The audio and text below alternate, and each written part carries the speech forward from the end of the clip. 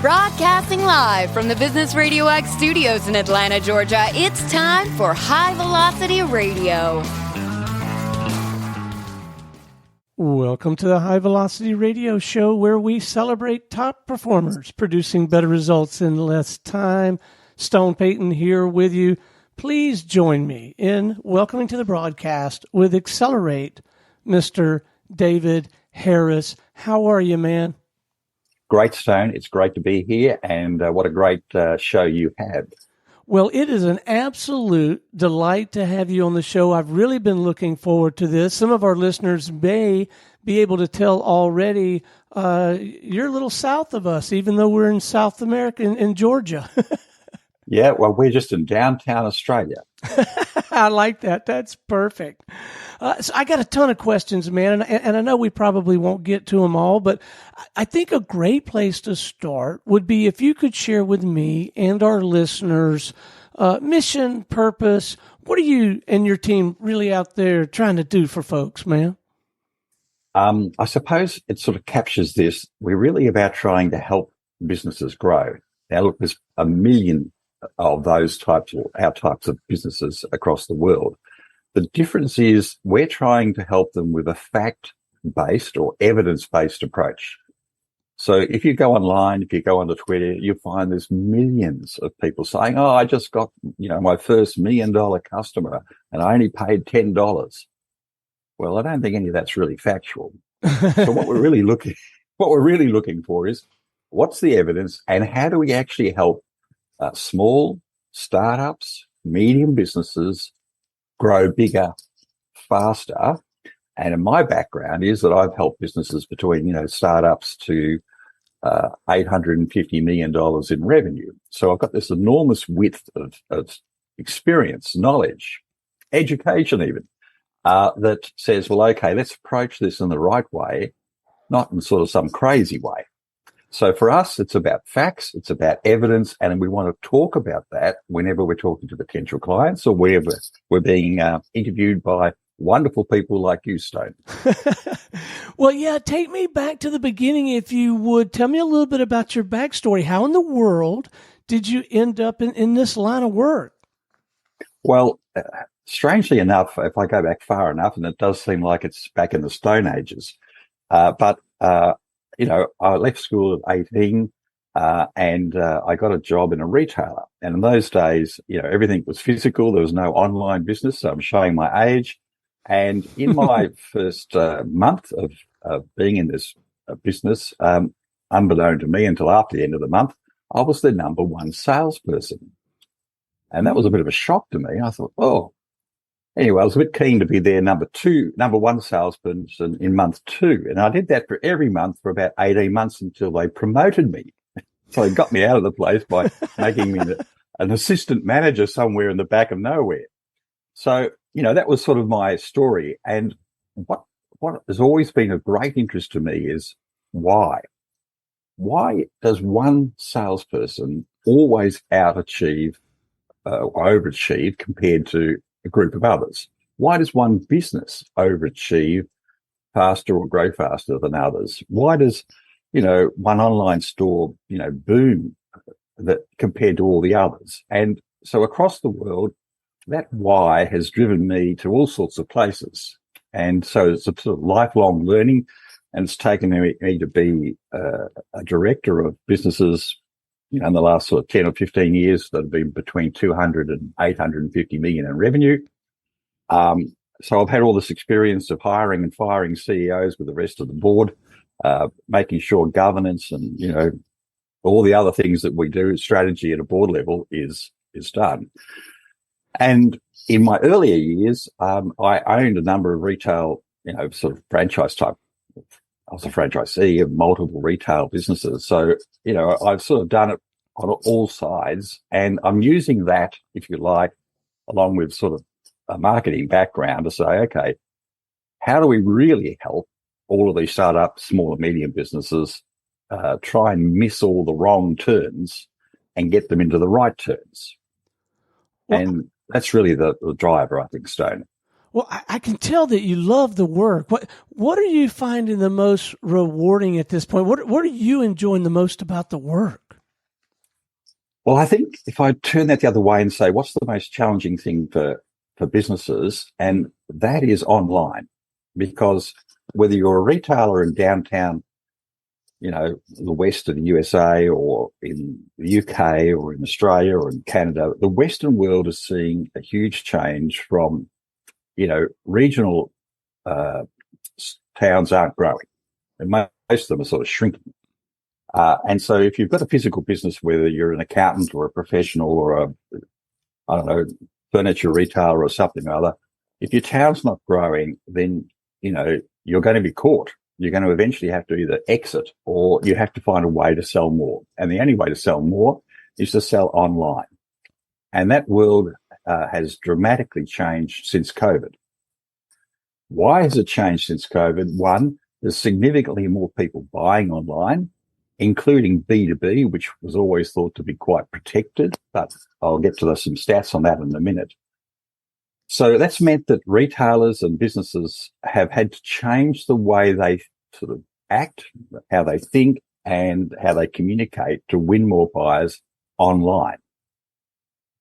Does that make sense, Stowe? So let's talk a little bit about the work. If a company like Business RadioX, for example, we're a media operation. We've had a good run. We're pretty successful. We definitely have our own set of challenges, and I'm sure sometimes we could ought to get out of our own way. Early in an engagement cycle, if you will, like how does the work start to unfold?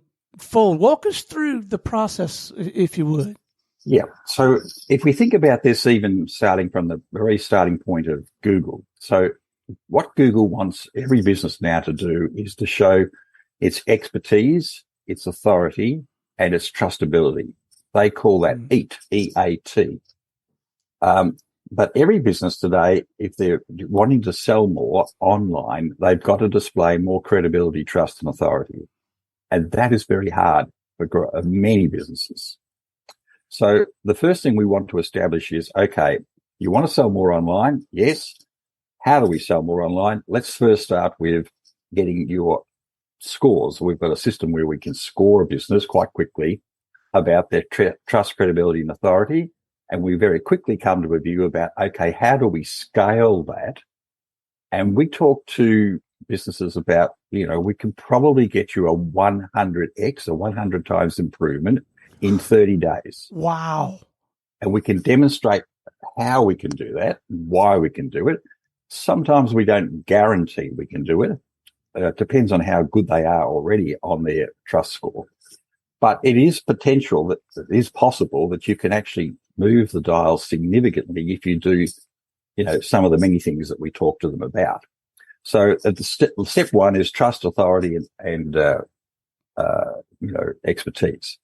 The second part is what your buyers want to know and what they expect you to tell them online is, why should I only buy from your business rather than your competitors? So it sounds simple. But, in taking your case, Stone, there's probably, 3 million podcasting businesses. Yeah. So why should your ideal buyer buy from you or use your services? Now, that takes a fair bit of work for, the owners of a business or the business leaders to wrap their head around, because they're very normally say, oh, well, we get 3% market share and we take home X dollars and I get paid such and such, and it's sort of cruisy. Well, it's cruisy at the moment, maybe, or maybe you're really up against the wall and it's not cruisy. But one way or another, you have to address this. And if you can't explain to your ideal buyers why they should buy from you, who else is going to do that? No, it's an excellent point. And I can tell you, in our world, almost 2 decades ago, when Lee Cantor and I started this business, he and I own the network. It was a very different world. Very few people were doing digital radio or podcasting. And so it was very easy to articulate the distinction between the work we were doing and your more traditional terrestrial kind of radio. And now the podcasting is so prolific, we can explain it given it enough time and given it enough trust, but I mean, it's a lot of energy, and it commands a lot of resources for us to have those conversations and help a prospective client understand that. And so we've actually lived through exactly what you're describing, and probably still need to do a better job of it. Well, every business is faced with these problems, Stone, so you're not alone. The real story now is that 70% of potential new buyers with a transaction size up to $500,000, and this is according to McKinsey, the world's largest global consulting company, see little or no need to meet a human ever. So if you're selling a $200,000 computer technology package, they don't want to see you in person. In fact, what they really want to do is they want to see all the information on your website that explains why they should buy from your business or only buy from your business. 2, that it looks like you really know the answer to everything, so you're very trusted, have a lot of authority as a business. But most importantly, you've got everything on that website or landing page that delivers the trust, the credibility, and makes it really easy for them to say, yeah, I think we need to buy from these guys. Now, 75% of the world's businesses do not do this. Yet 70% of their potential buyers are wanting this, or in fact, they're buying from those businesses that deliver that. Well, and it certainly sounds like you coming in and viewing. I'm going to keep using us as the example. As example, I got to tell the listeners out there, if you want some really good, top-notch consulting for free, at least in the beginning, get yourself a radio show. You get to talk to some really smart people. But no, it's the best way for me to kind of internalize it.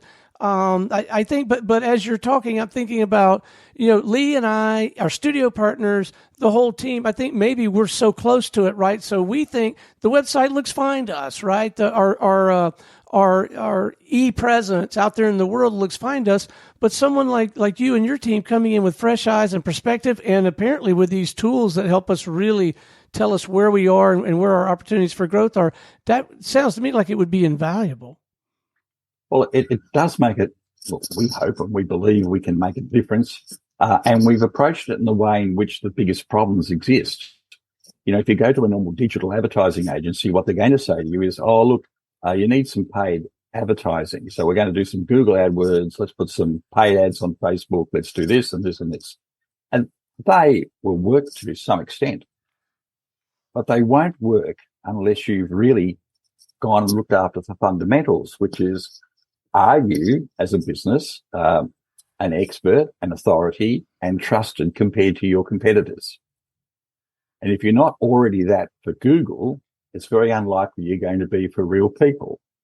So all this paid money, paid advertising is going to have, a pretty poor conversion. Or, put it another way, your return on investment is going to be pretty lousy. So you've got to fix the framework for the house. You've got to become trusted, more authoritative, a more expert, or to be seen that way, and hopefully are. Do you see where I'm going? Well, I do see where you're going, and I can see some, especially early stage companies, needing to work on creating thought leadership and the language and all that, and then getting it out there. But I can also see very well established organizations who they really do have expertise. They do have authority. When they get the work, they are well trusted, but they're not doing a great job of getting that out there in a way that people can understand that without these big long conversations, right? It seems like that's where you're really filling the void. Yes, and I think the difference here is that we've got to look at this as being human, people to people. And at the really simplest level, you cannot be friends with someone you don't trust. It's just normal human nature.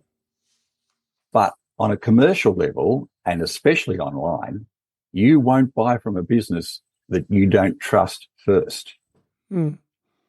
That's the gap. How do you make a business, a lawyer, an accountant, a retailer, who is unknown in other markets where they're trying to sell to the next city or cities or the next state. How do you build them from being just another retailer selling another range of furniture or just another lawyer into something where someone says, oh, look, you've got to go and deal with them. These guys are the smart guys. So that's the quandary, and that's the space that's the most critical part that helps set businesses and differentiate them from their competitors. Well, I'll tell you what's coming into focus for me as a result of this conversation. I mean, intellectually and even viscerally, I recognize that you have to win a person's trust if you're going to really be able to serve them and to get their business. But it's even more fundamental than that. You're not even going to get a shot at winning their trust further. In today's world, you're not even going to get a chance Right. That's because that's where people. I bet you, man, what a noble pursuit. So do you find yourself? I think I know the answer to this is yes, but I still would love to hear you kind of expound upon it. The whole sales and marketing thing for you and your team. I guess you kind of have to, as we would say here in South Georgia, in Georgia. You kind of have to eat your own cooking, don't you? That's right. And do what That's you're right. out there practicing, preaching. And we're also learning every day, so we're learning with clients, but also we're learning in our own instance. And there's amazing, you sometimes think that you are climbing Mount Everest. You sort of think, oh, well, I'm nearly towards the peak now. We must know everything. I need to turn around the corner and think, oh, there's so much more we didn't realize. We've just found another, 500 layers to make businesses more trusted, credible, and so they can grow faster. So, we're in a continuous state of learning and applying that thinking and that learning for clients. We're saving them years or decades because we're able to say, well, look, in a really simple sense, I don't mean simple in terms of, clients are simple. It's just let's simplify something so complex. In a really simple sense, these are the basics in which you need to operate in a human way, and we have to apply that in a digital way. And you're not only identifying the gaps, but when you identify the gap, you've got a solution set. You have tools that help close the gap for your client. Absolutely. And part of that is really getting clients online and into podcasting is a great example. Because, when you think about it, what's missing for most online websites is the credibility of having a person online, or decision maker or the owner or whatever, but getting them into a situation where they're being heard and where they're, hopefully sounding sensible, logical, and trustworthy. And so by exposing people to that, podcasting is a critical step, in my view. And it's really about delivering what I call the power of more trust. The more you're seen, some people aren't ideal for that, but, in most cases, you can help people be seen more, be heard more, which helps them sell more. Yeah. And of course, you're singing my song, but particularly I think if you can have a real authentic conversation, have those people have, genuine conversations around their work and the why behind the work and what they've learned. And I do. I think it's a great way. And it's how, just in full transparency to our audience, it's how David and I initially got connected because we're in that regard, we're on a similar quest to help people get out there and build those relationships and grow that business. And I do think this platform is one of those marvelous ways to establish that, and I wrote that down in my notes, the EAT, right? To demonstrate in a non-salesy kind of elegant way the expertise and to visibly demonstrate authority and cultivate that trust. So I'm in 100% agreement. Amen. So I want to shift gears on you for a moment and talk about, you are out there, you're practicing your craft. And fortunately, what you're doing for people also helps you grow your own business. Have you had the benefit of one or more mentors along the way that kind of helped you navigate this terrain of running your own business? Well, of course, yes. There's hundreds in a way. I haven't really paid a mentor ever, but I've found people along, life's journey where you say, oh, what they're saying is really interesting. And so, you spend some time with them one way or another. You might read about them.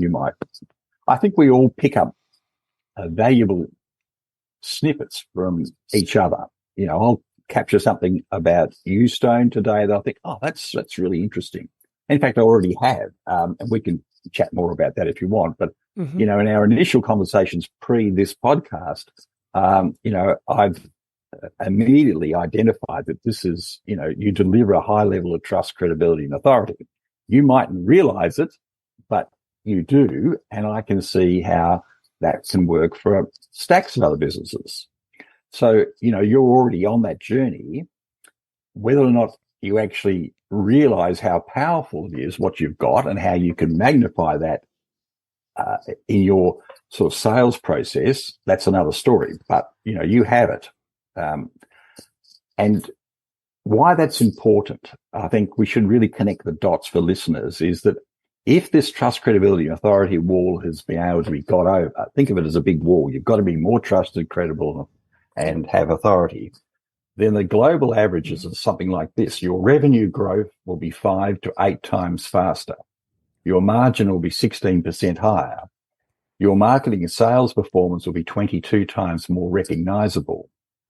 Your operating profit margin will be 19% higher on average. Your total shareholder returns will be 2 times more. Now, that's not me. That's, the smart people in the world who've said, we measure these things about how businesses are more trusted. All we've done is simply just, collated those results. But they're big results. And I would have thought everybody wants to grow 5 or 8 times faster, have more margin, be more recognizable without having to pay more advertising, and so on. So the dots are, you can save money and make more money and sell more by at least starting with trust, credibility, and authority before you start getting to the next step. And, we can talk about what the next step is well if you want to, Stone, but, there's a real formula here. There's real mathematics that says this is the space you start with.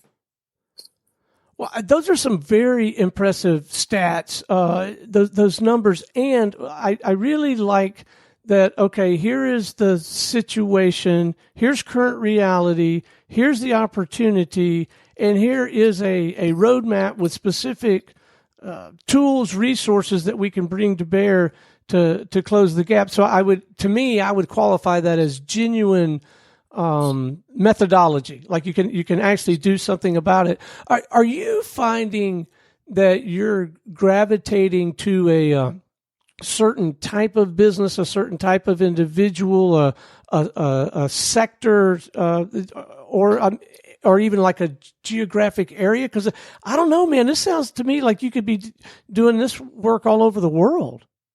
Well, it is, at least the Western world. The Asian world or the Chinese world is a fairly different market. So they expect and see things that are different. It's just me culturally. So, yes, across the Western world, Canada, US, UK, New Zealand, they are all the same problem. We all have the same issues. And, when you start sort of thinking about this, we can deliver, of course, all of this information online. We don't need to meet someone in downtown Georgia or downtown Washington, D.C. or, wherever. Apart from time zones, we can do this sort of work just like everybody else can from anywhere else around the world. So, yes, deliverables. In terms of businesses, what we find is that you've got either generally 2 types. One, they've got their back to the wall and they're really looking for solutions to get them out of that tight corner. They need to break free because they're just getting smashed. And the second type is leaders or business owners who say, look, we've got a problem. We've got to be able to grow. And, we can't do it in a physical sense anymore. We've got to get online. Yes, we can be on Shopify. But what are we going to say? What are we going to promote? How are we going to say it? And how do we sort of build this trust, credibility, and authority? And what do we do on social media? And what do we do here? It's almost impossible to answer unless you come with a sort of framework that's already proven that helps them get there. Well, and these kinds of things, I mean, you rattled off a whole bunch of different things, but even if you, I want to make sure this is accurate, but I'm operating under the impression that even if one were to make even incremental improvements in just a few of these areas, it seems like it could have a huge impact. I like to hunt and fish, so I liken it to sighting in a rifle, right? If you raise the barrel just a little bit, 100 yards away, it's, you might strike your target, a couple of inches differently. But is it the same way with this? Just an incremental improvement here and there can have a huge impact. Yeah. It can, and that really depends on what the current business's, if you like, trust score is. So, we need to run our algorithms across their business online. So, we simply just run a report. We get it 24 hours later. And we've got a really good sense then about where their gaps are. And sometimes, in fact, the great majority of times for small startups, medium businesses, we can have this huge impact for not significant money quite quickly. And so, that's what we call stage one, is getting that trust authority done. This might also help sort of frame the overall part of the market where the gaps are, is that sort of independent 10-year global research across 47 countries, 400,000 businesses found out how to best sell more. So 400,000 businesses, 10 years, 47 countries. And so number one, the gap was trust, trust, credibility, and authority. We've spoken about that. Number two gap is your why. So technically that's value proposition. Who wants to talk about value proposition? So your why should your ideal buyers buy from you rather than your competitors? Number three of the five is, do you have a strategic narrative and pitch? So what does that mean? It means tell me about your business in a story. Don't tell me in dot points. Don't tell me about it in, three sort of paragraphs. Tell it to me like it would be a story. And so we talk about that as being, put that framework or put that narrative together in the same way that the best-selling movies and books of all time have been successful. And that storyline structure has a great deal of impact. And so if you build a narrative about why your business is different and you tell it in that structured way, then you have a fairly high chance of being 22 times more recognizable than your competitors. Number four, social selling. What's social selling? Well, as everyone knows, people don't really want to be pitched on social about buying a business. So there's a process, or buying a service from a business, but there is a process in which you can legitimately and reasonably approach ideal targets. But it's different to doing it online, different to doing it, on door to door or in a store. And so social selling methodology allows you to really get good at that. And so we talk about that's the number four gap. And ultimately the number five of the five is strategic marketing. This doesn't mean spending squillions on all sorts of paid advertising. It just means being really sharp and smart. So they're the five steps that came out of the 400,000 businesses across 47 countries over 10 years. Right. And those five steps are the really big gaps when you start talking to almost every business. Well, I got to tell you, it makes all the sense in the world, especially when you describe it. And so if one were to dive into this work with you and with your guidance and specialized expertise to help them navigate that, what I envision is kind of a quick upshot based on the statistics, the numbers you shared with us, and then over time, you probably still need to kind of keep pumping the handle, right? Like that's right, right. There's some over time just to stay on top of it because things change. Speak to that a little bit. Yeah. So I mean, think of this as really building a new house. Or you've bought an old house and you're trying to renovate it. You've got to make sure the structure's right. So the floorboards have got to be right. The frame's got to be right. You've got to replace a few bits here and there to make it structurally sound. Well, in an online business, it has to be structurally sound, and you have to fill in how you can show that you're more expertise, you've got more authority, and you're more trusted than your competitors. So your house has got to be structurally right. The next part is, okay, let's then start talking about, okay, we can build the trust quite quickly, which gets you some traffic and some online sort of hits. But the second step is really, if we don't sort of do that quite quickly, define why your ideal buyer should only buy from you, then you can have the traffic coming that's trusting, but you can't convert it because you can't explain why they should do it. Why should they should buy from you? So, 1 and 2 are almost wrapped together. And then when you get to the third part, which is, well, tell it to me in a story, not a fake story, but in a narrative, in a way in which I can understand as a potential buyer. And, so that's wrapped together. So 1, 2, and 3 aren't far off. So, we can start on the journey, but a bit like building, you can fix the frame, but you very soon need the plaster put on the walls. Then you need a bit of paint to sort of, make it look nice. And, you got to put the carpet down. So, there is a few bucks over a few months. Yes, you could stop and say, okay, we've run out of plaster money now. Well, can we restart it again in a couple of months? Yeah, that's okay too. But, there's a gap in revenue potential. Does that make sense? It makes all the sense in the world. And then once you have that structure in place and you continue to grow in your business and you continue to have additional stories, and you can now feed this machine, or at least that's the imagery I'm creating in my own head. Yes, it is. Right? You just keep the garden up to date. You paint it every so often. You might put new curtains in it or something. You never really stop, but your initial purchase, your real big cost of getting it, the old house into a new house, once you've got that done, then the rest is really just maintenance. Yeah. All right. Before we wrap in a few minutes, I'm going to ask you if you would to share a couple of actionable kind of pro tips that our listeners can go ahead and start thinking about and that kind of thing. But before we do that, I'm going to go in a little different direction here a little bit and ask you, the way we say it here is, what do you have a tendency to nerd out about? And I mean, like outside the scope of your work. Like I told you a little earlier, I like to hunt and fish. My wife likes to paint. She's down at the Reeves Art Center right now helping them hang a new installation. So outside the scope of your work, are you into some other kind of hobby or something that you really just enjoy doing? Stone, yes. Well, fitness and, keeping the house tidy and mowing the lawns and doing those sort of things. But I have a rather different hobby it might surprise people.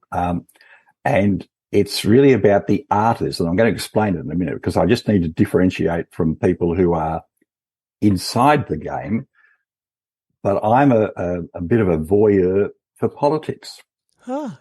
And so whether it's US politics or Australian politics, I've only become really interested in the US politics as a result of, a particularly unusual person being involved in the US. So and the reason that the politics interests me is really the same story is, why do people vote for one person over another or one party? So it's sort of the extension of what I've already been talking about. And there are a great deal of similarities between them. They're different, and so I use this sort of art of politics, if you like, and sort of reflect on politics to business and then business back to politics. But I'm not and haven't ever stood for government or parliament or anything like that. So that's, I just want to differentiate that. But the understanding and the crossover and the differences about how to be more successful in the political space are not that much different from being more successful in the business space. I am so glad that I asked because we've never had that answer before. I can tell you that right out of the box, but it makes sense. And it's just, there is so much of the conversation we've had that you could apply to that world and probably learn a ton. And maybe if one so chose, actually help a campaign. Right? Yes, well, I've actually done that. Different campaigns have paid us to assist in that.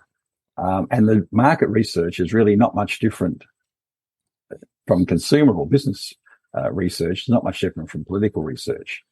The difference is that, of course, the statements made by aspiring candidates are more and more not linked to trust and credibility.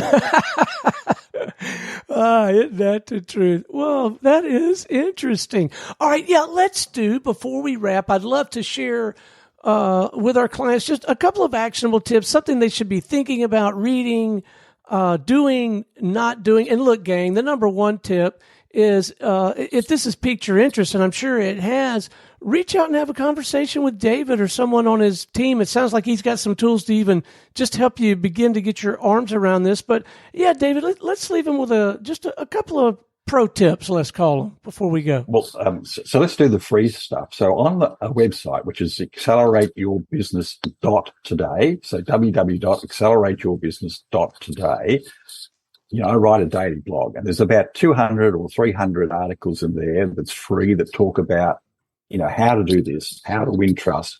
A lot of what we professionally might sell is really on there for free. So, go and have a look. It's on the website. It's across the top of the header.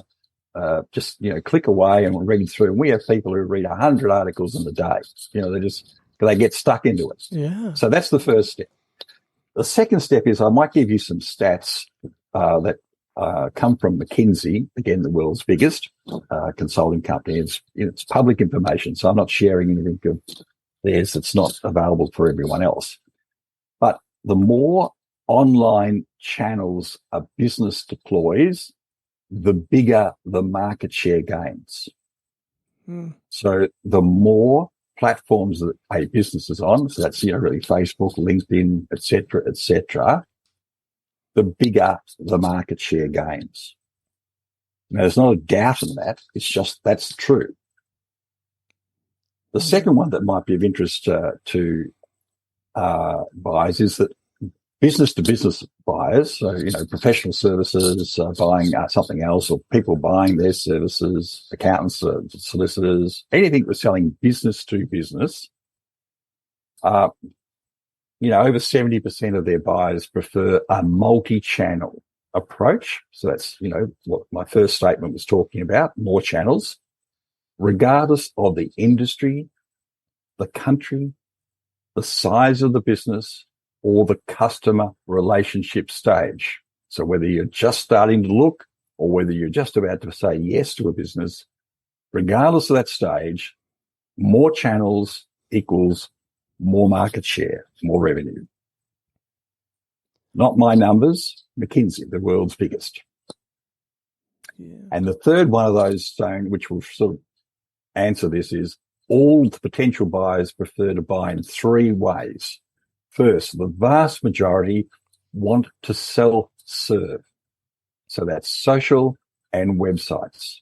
Two, they only want to deal with a human via Zoom or its equivalent. So human interactions are remote.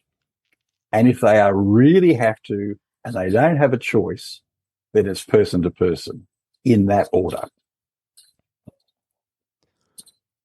Yeah, the world has changed, hasn't it? And then the point is, I think, Stone, it already has changed. This is not a projection about the future. This is the facts now. Absolutely. Well, this has been just so informative, so inspiring. I can't thank you enough. What is the best way for our listeners to connect? So let's make sure we leave them with the website and any of those links again, because I want to make sure people can tap into your work and have a conversation with you, man. Sure. So we're easily found, as you would expect. We're on Twitter, we're on LinkedIn, and of course on the website. So ACCELERATEYOURBusiness.Today. There is no AUs or coms, etc. afterwards. It is simply ACCELERATEYOURBusiness.Today. That's the website.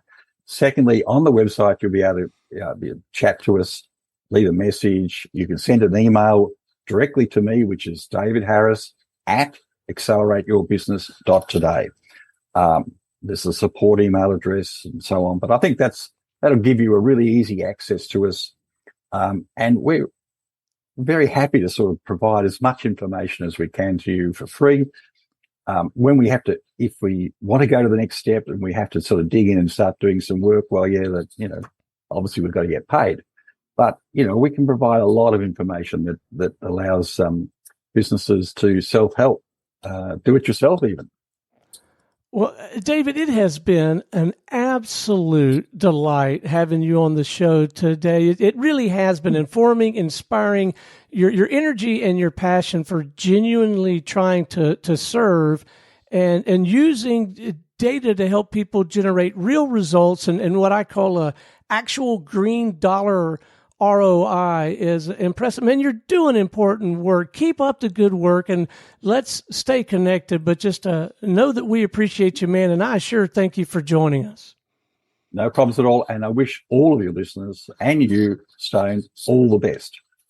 Well, thank you. All right, until next time, this is Stone Payton for our guest today, David Harris with Accelerate, and everyone here at the Business RadioX family saying we'll see you in the fast lane.